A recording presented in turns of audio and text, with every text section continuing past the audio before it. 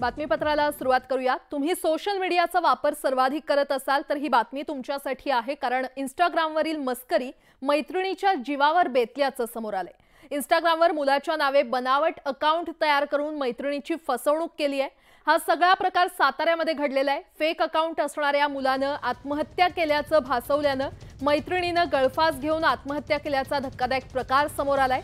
भेटण्याची इच्छा व्यक्त केल्यानं मृत्यू झाल्याचं कळवलं, मात्र मृत्यूची बातमी कळताच तरुणीनं गळफास घेऊन आत्महत्या केली।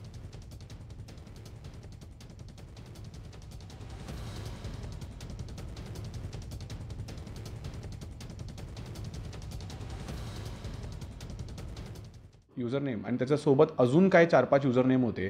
ते सगळे युजरनेम ह्या मैत्रिणीची एक मैत्रीण आहे ती वापरत होती आणि या सगळ्या युजरनेमचा वापर करून त्या मुलीला तिने एका प्रकारे फसवून त्याला इमोशनली ब्लॅकमेल केला आणि केल्यानंतर त्याला डिप्रेशनमध्ये ती गेल्यानंतर तिने हा गंभीर पाऊल उचललेला आहे आणि शेवटी एक जीव याच्यामध्ये गेलेला आहे।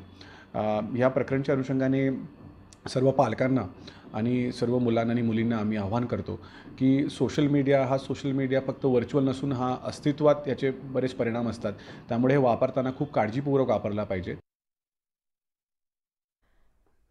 राज्य सरकारनं लाडकी बहीण योजना मोठ्या गाजावाजा करत आणली, मात्र ही योजना समोर आल्यानंतरच राज्यात लाडकी बहीण सुरक्षित आहे का असा सवाल उपस्थित केला जातोय। शनिवारी 27 जुलैला उरणमध्ये अवघ्या 20 वर्षांच्या यशस्वीला अत्यंत क्रूरपणे ठार मारण्यात आलं होतं। तिचे अवयव कापून टाकण्यात आले होते।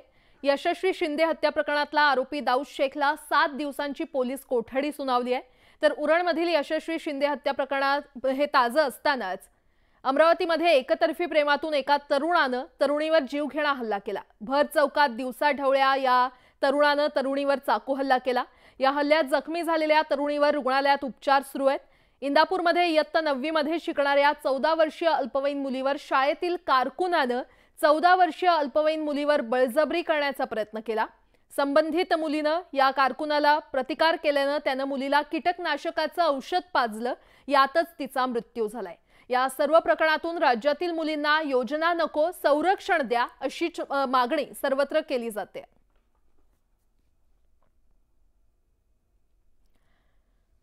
उरणमधील तरुणीच्या हत्याकांड प्रकरणी आरोपी दाऊद शेखला 7 दिवसांची पोलीस कोठडी सुनावण्यात आलेली आहे। दाऊदला पनवेल सत्र न्यायालयामध्ये हजर करण्यात आलं होतं, त्यावेळी त्याला 7 दिवसांची पोलीस कोठडी सुनावण्यात आली।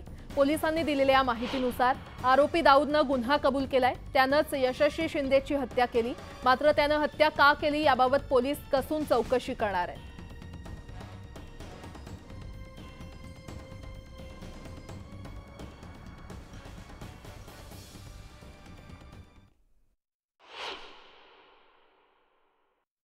तो याच्या घराजवळ म्हणजे याचे नातेवाईक 23 तारखेला तिथे राहणारा आहे आणि याचा परिचय एकमेकांशी ज्यावेळेस आणि तिला परत भेटण्याची किंवा त्याच्यासोबत राहण्याची बद्दल तो बोलत होता, ती त्याला रिस्पॉन्ड करत नव्हती। 25 तारखेला त्या मुलीची जेव्हा विकली ऑफ होता, म्हणजे ज्या ठिकाणी कामाला जायची त्या दिवशी त्यांनी तिला परत बोलवलं। सकाळपासून भेटायला येत नव्हती म्हणून याच्या म्हणण्याप्रमाणे हा चिडलेला होता आणि तू माझ्यासोबत का राहत नाहीस यावर त्याचं आणि तिचं भांडण झालं आणि भांडणानंतर त्याने जो सोबत ऑलरेडी त्याच्याकडे जो चाकू घेऊन आला होता, एक कोयत्यासारखा किंवा विळ्यासारखा एक जो त्यांनी सांगितलं आम्हाला, त्याप्रमाणे त्यांनी तिच्यावरती वार केले आणि त्याच्यामध्ये तिची डेथ झाली।